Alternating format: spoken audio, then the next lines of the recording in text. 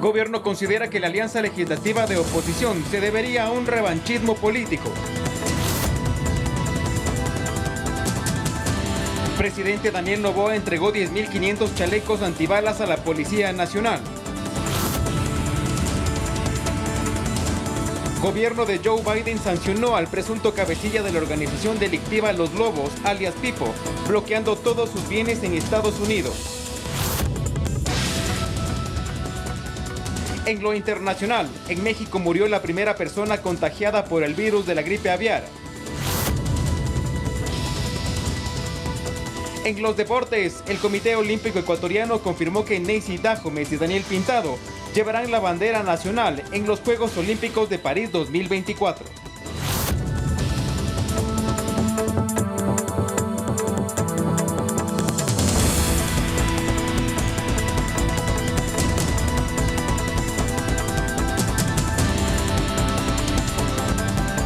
De junio del 2024. Amigos, buenas noches, bienvenidos a la emisión estelar de Noticias 7. Como siempre, los invitamos para que nos sigan a través del telégrafo.com.es, ecuadortv.es en el dial de Pública FM y a través de nuestras redes sociales. Lautaro Andrade, buenas noches, ¿cómo estás, Lautaro? Hola, María Mercedes, muy buenas noches para ti, para los amigos televidentes, radioescuchas también que se conectan a través de Pública FM, y no se olviden que también tenemos el código QR que ya está en sus pantallas para que lo escaneen con su celular y puedan acceder a la información actualizada y verificada del telégrafo digital para todos ustedes. Y con esto empezamos Noticias 7.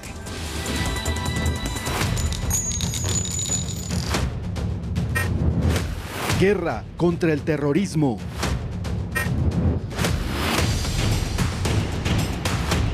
El presidente de la República, Daniel Noboa, entregó 10.500 chalecos antibalas a la Policía Nacional. El nuevo equipo de protección cuenta con estándares de calidad y normas de seguridad AAA. Además, se ratificó en el compromiso para crear la Universidad de la Seguridad con una capacitación continua de los uniformados.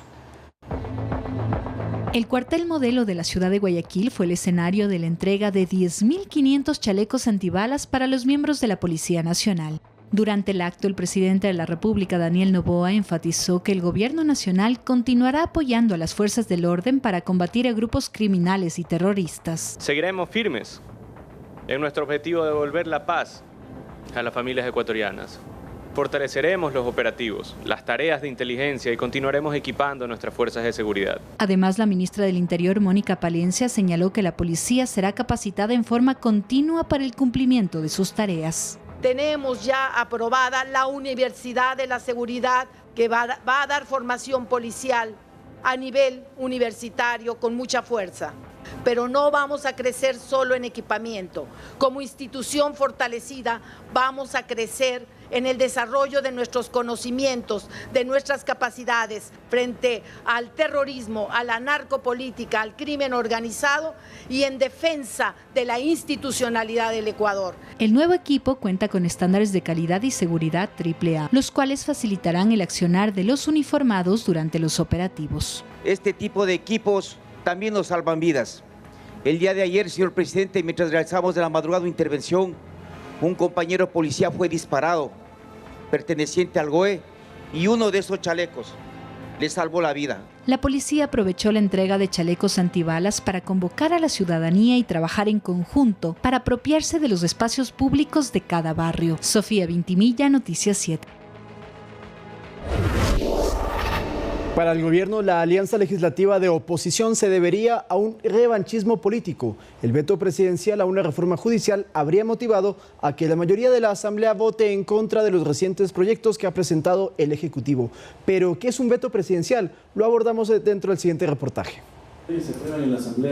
Por segundo día consecutivo, el viceministro de Gobierno, Esteban Torres, se refirió a la Asamblea Nacional y en esta ocasión agregó que la alianza de los tres partidos de oposición para votar en contra de las iniciativas del Ejecutivo responderían a... fundamentalmente por una revancha en contra del Código Orgánico de la Función Judicial. El meollo del asunto es que semanas atrás, el presidente Noboa emitió un veto total al proyecto de reformas que planteaba el legislativo y que entre sus puntos tenía que vocales de la judicatura, procesados o investigados, puedan tranquilamente pedir una licencia sin perder sus cargos y por supuesto siguiendo en la función judicial. Ahora el debate es en torno a la figura constitucional del veto presidencial.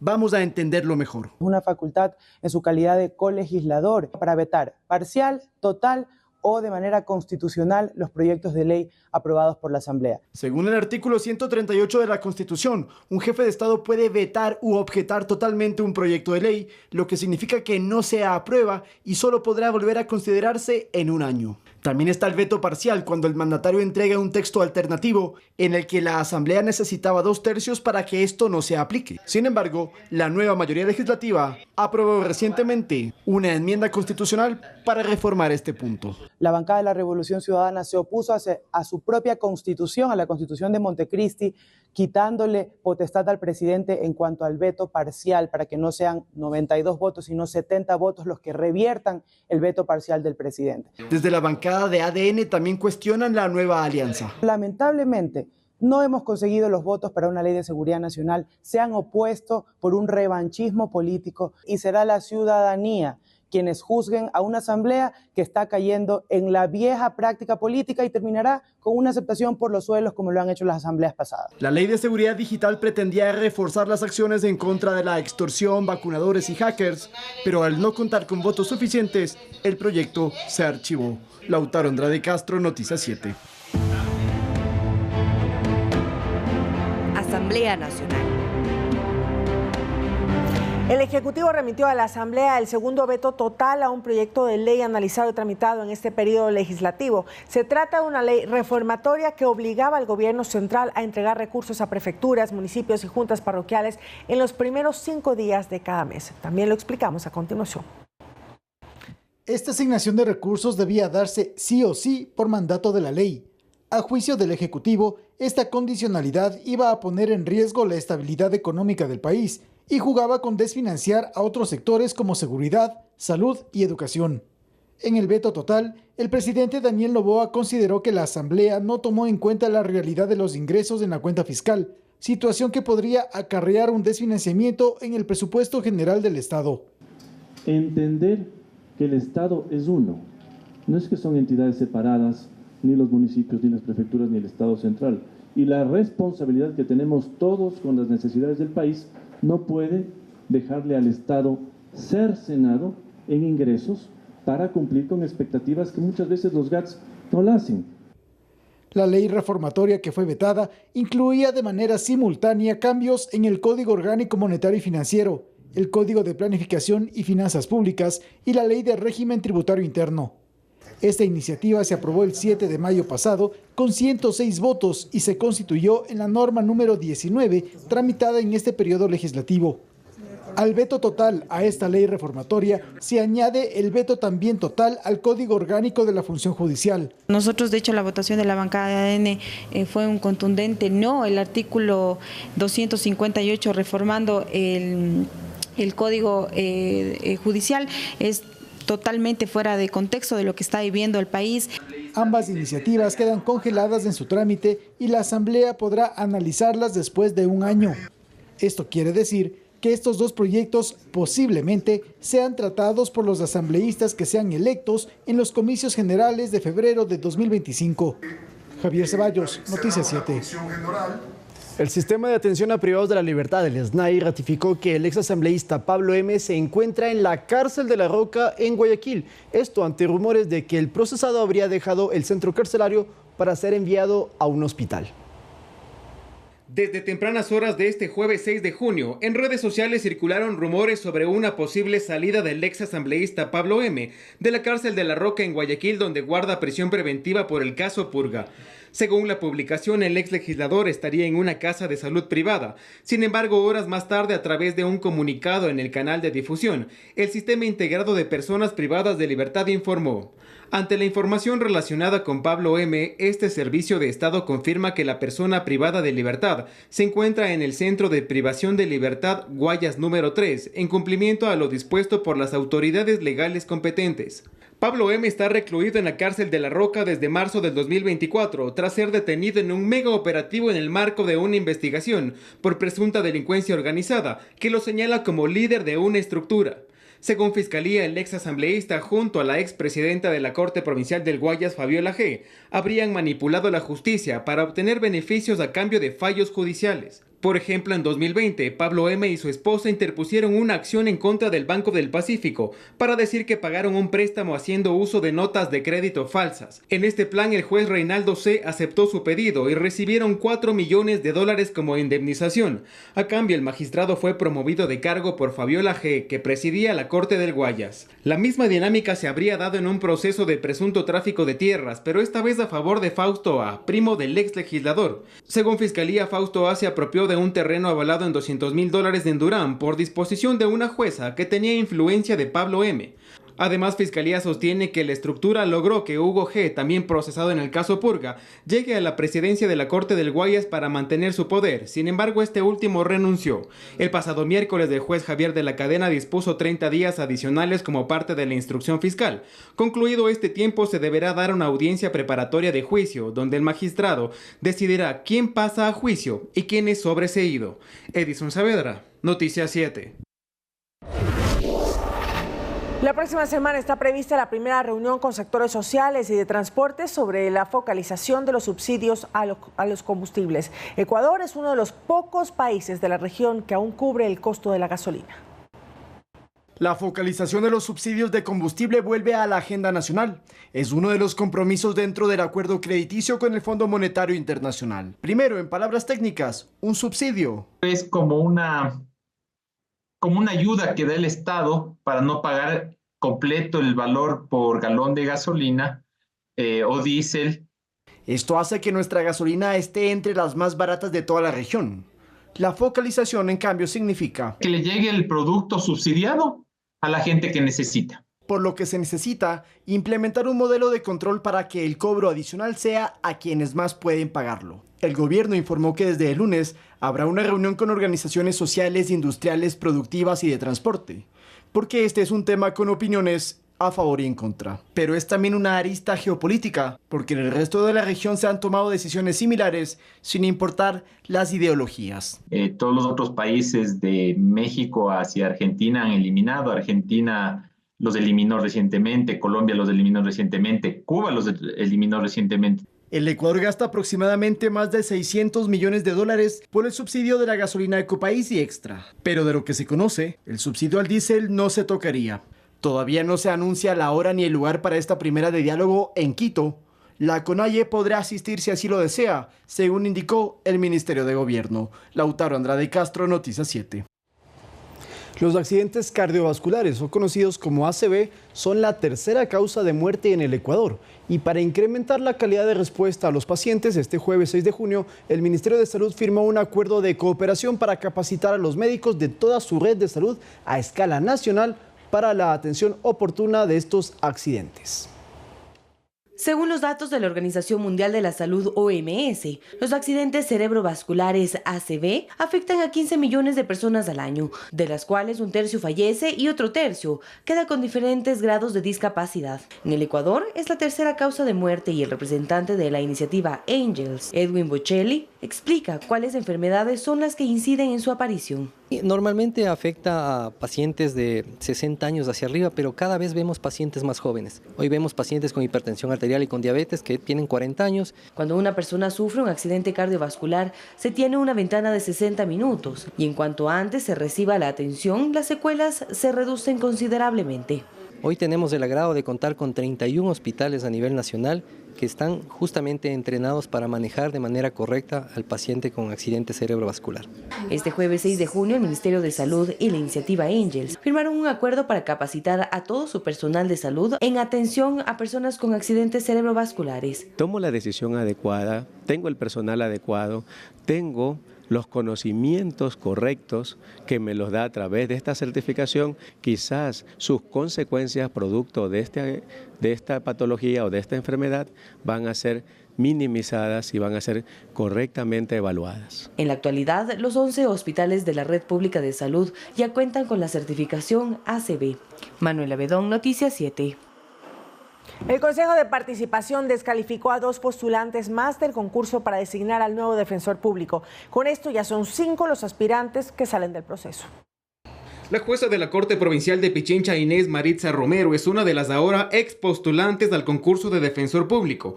El informe jurídico del Consejo de Participación recomendó descalificarla por supuestamente estar involucrada en casos de violencia a los derechos humanos. El abogado Carlos Bravo presentó una impugnación en su contra y el Pleno del CPCCS, con 4 votos a favor, la separó del concurso al demostrar la existencia de la causal de falta de probidad notoria. La causal de impugnación se basa en el informe final de la Mesa de la Verdad y Justicia de Perseguidos Políticos Nunca Más, en los cuales, entre otros, se han determinado que las actuaciones de la postulante en la Administración de Justicia fueron considerados como actos de persecución política. Quienes no estuvieron de acuerdo fue el consejero Augusto Verduga y la consejera Nicole Bonifaz. La vulneración de derechos humanos tiene que estar contemplada en una sentencia condenatoria. No existe hasta el sol de hoy ninguna sentencia ejecutoriada en firme en contra de esta específica postulante, la señora Inés Romero. Se está vulnerando la garantía básica de presunción de inocencia. Otro descalificado es Wilson Ortega por tener inhabilidad al ser juez del Tribunal Contencioso Electoral.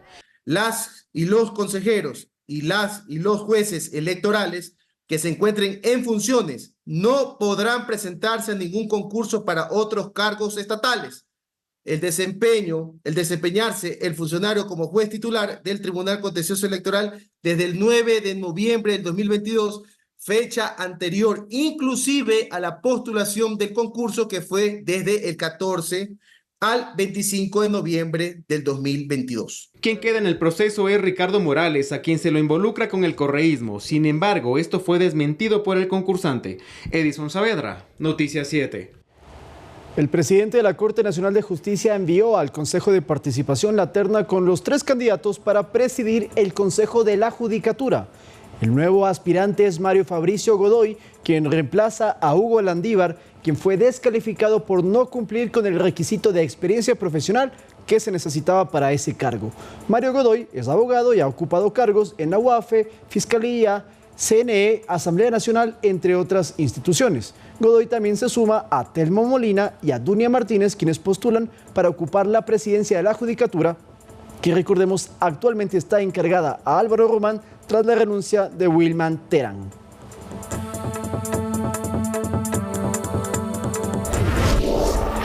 Hasta el 30 de junio, todos los abonados del servicio eléctrico residencial verán reflejado el descuento del 50% a la planilla de luz del mes de abril, decretado por el presidente Daniel Noboa, según informó Joana Tomalá, gerente de la Corporación Nacional de Electricidad CENEL, en entrevista para Noticias 7. Desde el 29 de mayo hasta el 3 de junio, la Corporación Nacional de Electricidad CENEL emitió 80,000 planillas con la compensación del 50% del subtotal del consumo de abril, tal como lo decretó el presidente Daniel Noboa. La compensación del 50% aplica exclusivamente para los clientes residenciales, no aplica para clientes que corresponden a la eléctrica Galápagos y tampoco aplica para clientes que tienen medición prepago. Según explicó Joana Tomalá, gerente de la institución, en entrevista para Noticias 7, pocos usuarios vieron reflejado este descuento en la planilla de mayo debido a que, para el 29 de ese mes, cuando se empezó a aplicar la reducción, la mayoría de facturas ya habían sido emitidas. He ahí la confusión que existe en muchos clientes cuando tienen una factura y dicen no está aplicada la compensación. Es porque de pronto la factura que tienen en sus manos es una factura que ha sido emitida antes del 29 de mayo. Por lo que a lo largo de junio, conforme se emitan las planillas del mes, se irá aplicando el descuento correspondiente. El cliente tiene que tener la seguridad de que hasta el 30 de junio, más o menos, todos los clientes residenciales van a tener aplicada la compensación en su factura. Para saber el monto de compensación que le corresponde, tiene que remitirse al subtotal de la planilla del mes de abril y de ello, la mitad será descontada en la factura que sea emitida después del 29 de mayo. Pero en caso de que sucediera que un cliente ve que a partir del 29 de mayo no tiene aplicada la línea de la compensación, entonces puede presentar su reclamo en CENEL, si es parte de la cobertura de nuestra zona de servicio, o en la empresa eléctrica que le suministra el servicio. Asimismo, la funcionaria indicó que los deudores que tienen convenios de pago también acceden a la compensación. Miriam Zambrano, Noticias 7. Más información, amigos. El Ministerio de Educación informó que avanza con el pago de compensaciones jubilares programado para este año para casi 3.000 ex servidores de esa cartera de Estado. Una parte se canceló en mayo y el resto de pagos se realizará a lo largo del año conforme a un cronograma. Más detalles en la siguiente nota. Presta atención. 147 ex servidores del Ministerio de Educación, entre docentes, administrativos y trabajadores, recibieron en mayo pasado el pago por compensaciones jubilares, según informó esa cartera de Estado. El monto por este concepto asciende a $5 millones de los 140 de presupuesto prorrogado asignados por el Ministerio de Economía. Asimismo, la entidad informó en su página oficial que el resto de pagos se realizará a lo largo de este 2024, conforme un listado que emitirá el Ministerio del Trabajo, en el que se considerarán 3 factores: la edad, que tendrá el mayor peso con un 40%, la condición médica un 30% y la fecha de desvinculación otro 30%. En función de este cálculo, los expedientes se ordenarán de forma descendente, es decir, el pago empezará por quienes obtengan mayor puntaje. En total, casi 3.000 ex servidores del Ministerio de Educación están contemplados en el pago de compensaciones jubilares para este 2024. Miriam Zambrano, Noticias 7. El Consulado de España en Guayaquil anunció que el costo del trámite para obtener la visa Schengen incrementará su valor desde el 11 de junio. El precio por el documento tenía un costo de $87.57. Sin embargo, desde la fecha indicada, el 11 de junio, pasará a costar $98.51. El consulado señaló que el incremento afectará a todas las solicitudes de visados Schengen que tengan entrada en ese consulado a partir, insistimos, del 11 de junio. La visa Schengen es indispensable para entrar a España y a cualquiera de los 28 países que forman la Unión Europea.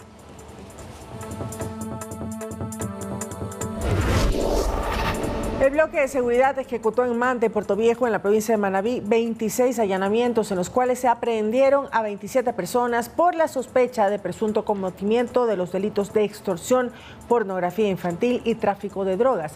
Más de 500 policías y 400 militares ejecutan operativos antielectivos en zonas calientes de la provincia manabita. Tras el anuncio presidencial del pasado lunes, he tomado la decisión y le he dado la instrucción al Comando Conjunto de las Fuerzas Armadas, así como la Comandancia de la Policía, de que temporalmente su sede será cambiada a Manta. Y desde ahí se pelea esta guerra, este conflicto armado interno. Las acciones del bloque de seguridad comenzaron de inmediato. En estas últimas horas, policías de élite de varias unidades ejecutaron en las ciudades de Manta y Puerto Viejo, provincia de Manabí, varios allanamientos. El objetivo medular de estas operaciones es neutralizar el cometimiento de delitos por parte de organizaciones narcoterroristas como sicariato, secuestro, robo de vehículos, extorsión, tráfico de drogas, porte ilegal de armas, entre otros. Con la finalidad de poder identificar, ubicar al tema de las personas que están identificadas como grupos terroristas acá en esta provincia, específicamente en el distrito Manta, y de esa manera dar una respuesta activa y efectiva con la finalidad de brindar la seguridad y orden público acá en esta provincia. En estos operativos se allanaron 26 inmuebles y hubo 27 aprehendidos por el presunto cometimiento de los delitos de extorsión, pornografía infantil y tráfico de drogas.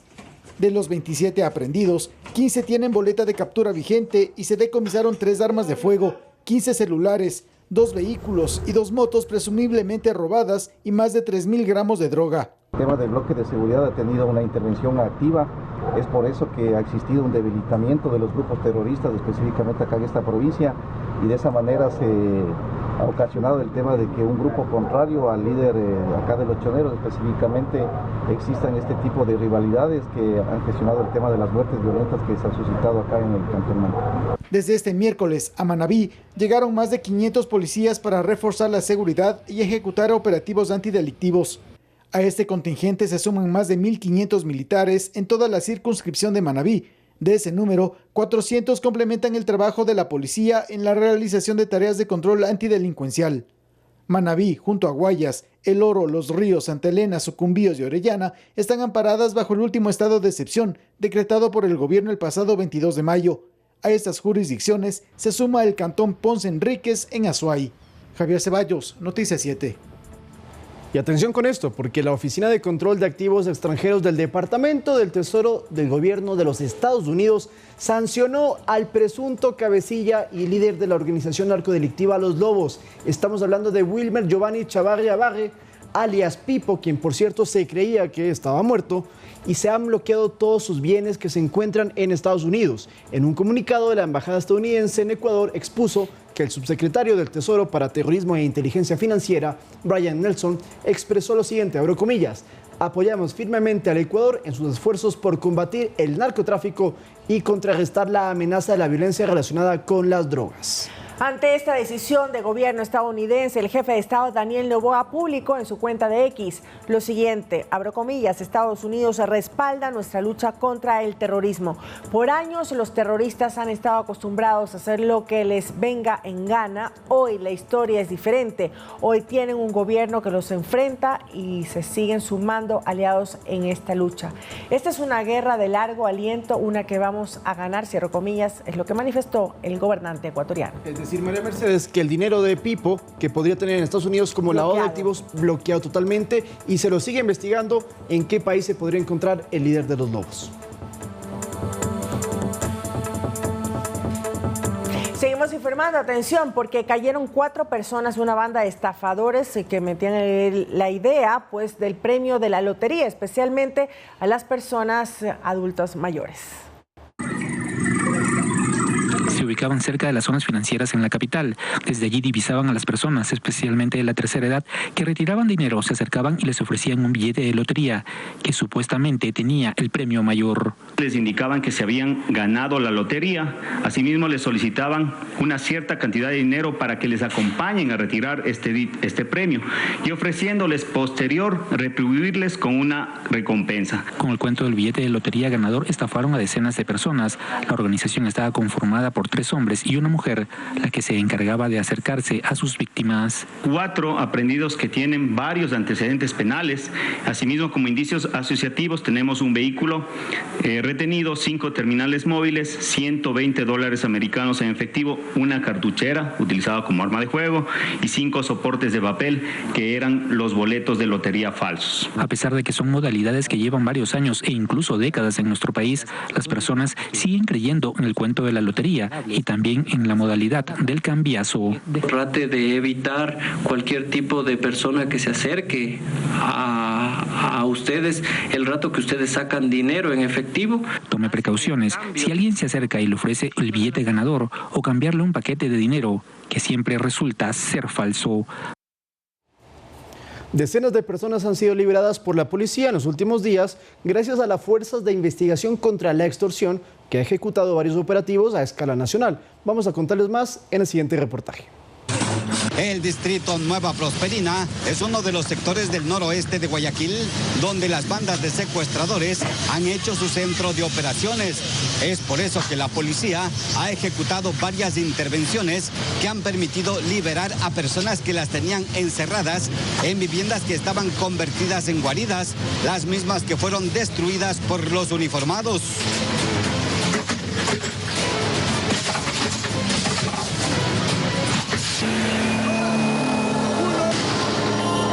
Son viviendas que son utilizadas para traer a personas secuestradas. Aquí teníamos 6 operaciones que hemos realizado y siempre hemos liberado a personas de aquí. O sea, este es un lugar, como ustedes pueden ver, marginal, de difícil acceso. Inclusive ni la señal de teléfono funciona muy bien aquí. Entonces es por eso que utilizan estas viviendas, porque utilizan para estas economías criminales. Las casas de las que los delincuentes encerraban a las víctimas de secuestro fueron arrebatadas a sus dueños, quienes estaban siendo extorsionados y como no les pagaron las vacunas, los desalojaron. Y tiene una máquina donde en esa máquina realizan el tema de como facturero, digamos, para legalizar el predio y emitir una factura. Luego de varias operaciones Resurgir, cerca de 200 de estas viviendas ya fueron recuperadas por la policía y entregadas a sus verdaderos propietarios, quienes presentaron las denuncias correspondientes en la Fiscalía. Efectivamente, aquí tenemos 8 personas que han sido liberadas del momento de hacer el operativo. Cuando escuchamos de que hay una persona secuestrada, venimos acá. Entonces lo más fácil es destruir las casas para que ya estas no sirvan para estas economías criminales. Decenas de víctimas fueron liberadas por la policía durante sendos operativos ejecutados en la zona, en los que fueron capturados varios integrantes de estas bandas narcoterroristas. Además, decomisaron armas de fuego, explosivos y vehículos reportados como robados. Tenemos una subametralladora, tenemos 2 revólveres, tenemos una pistola, tenemos 5 vehículos reportados como robados, una motocicleta, tenemos 5 detenidos en esta operación. A nivel nacional, la Fuerza Investigativa contra la Extorsión ha ejecutado con éxito decenas de operativos en los que han sido liberadas varias personas que estaban secuestradas. A las 23 horas aproximadamente había recibido mensajes de texto a través de la aplicación WhatsApp provenientes de un número celular desconocido, en los cuales exigían la cantidad de $50,000 a cambio de la liberación de su esposo. Los últimos casos en los que la policía liberó a víctimas de secuestro ocurrieron en las provincias de El Oro, Guayas y Los Ríos, donde fueron capturados los responsables y puestos a órdenes de las autoridades judiciales. 8 personas heridas es el resultado de un accidente entre un bus interprovincial y una volqueta en el anillo vial de Quevedo. Una vez reportado, personas del Ministerio de Salud, bomberos y Cruz Roja asistieron a los heridos, cuyas edades están entre los 23 y 72 años de edad, quienes fueron trasladados al Hospital del IES de Quevedo y al Hospital Sagrado Corazón de Jesús de la misma localidad. En uno de los videos difundidos en redes sociales se puede observar al conductor del bus, quien quedó atrapado en la cabina, mientras que en la calzada estaba el material que era transportado por la volqueta.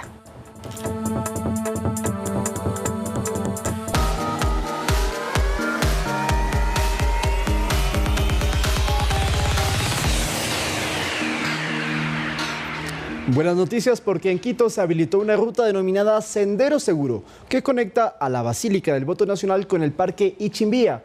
La comunidad espera que estas intervenciones atraigan a turistas nacionales e internacionales. La ruta tiene una longitud de cerca de 850 metros. El área cuenta con iluminación, espacio para caminatas, áreas verdes, además de plazas y parques cuyo arbolado fue podado y adecentado. Muchos ciudadanos llegaron al centro histórico para visitar la Basílica del Voto Nacional y notaron la intervención. Exista seguridad y los policías se mantengan aquí es lo más conveniente para que atraiga el turismo, ¿no? El compromiso de la Policía Nacional es custodiar estos espacios y así que la comunidad pueda apropiarse de los sitios públicos. Está bonito, lo que está limpiecito y todo eso. Aquí es seguro. Aquí es seguro, sí es seguro. Deportistas y peatones también usaron el sitio, que incluye las calles como la Francisco Caldas, José Antepara y el sector de San Blas. De alguna manera nos vemos beneficiados aquí en la Basílica del Voto Nacional por estos senderos seguros, por su presencia, por las iniciativas que se dan. El día de ayer tuvimos un gran espectáculo aquí de banda de guerra, de los colegios, tuvimos danza folclórica. Una atracción para el turista. Se ve bonito, sí. El denominado Sendero Seguro, ubicado en la entrada norte del casco colonial, conecta la Basílica del Voto Nacional con el sector del Ichimbía. Sofía Vintimilla, Noticias 7. Decidir entre la vida o la muerte de un animalito es una decisión difícil. La eutanasia animal es una alternativa para evitar el sufrimiento crónico de animales de compañía. En su mayoría son casos con enfermedades virales. Veamos. En Quito, cientos de los animales rescatados no pueden ser rehabilitados y en otros casos su calidad de vida está severamente comprometida. Es por esto que a ellos se les aplica la eutanasia. Así lo dio a conocer la directora de la institución, Karina Pisco. 1.300 eutanasias más o menos de los 6.855 animales que ingresaron al centro. Un gran porcentaje de estos procedimientos se ejecutaron en perros que venían en condiciones con poca probabilidad de sobrevivir. Llegan ya con este tipo de enfermedades infectocontagiosas como moquillo, parvovirus. No son las condiciones ideales. Pero ¿cuáles son los criterios veterinarios para saber en qué caso aplicarla? Arturo Caviedes, médico veterinario, lo explica. basándonos técnicamente cuáles son los criterios médicos para una eutanasia, tenemos que valorar capacidad de ser adoptable un animalito, su edad, su raza, la enfermedad que tiene y el tiempo que posiblemente se puede quedar en el refugio. Y agrega que este procedimiento no le causa dolor a los animales. Una parte técnica adecuada, utilizan fármacos que ni siquiera les duele a los animalitos. Es como quedarse dormido. Obviamente es todo un proceso, no es solamente de pinchar y nada más. Por otra parte, en Quito, la eutanasia no es un método de control poblacional. Para evitar la sobrepoblación de la fauna urbana, la UBA aplicó en el 2023 la esterilización de atrapar, esterilizar y retornar. Con ella se esterilizó a 43.601 animales y se gestionó la adopción de otros 366. Manuela Bedón, Noticias 7. Con eso volvemos.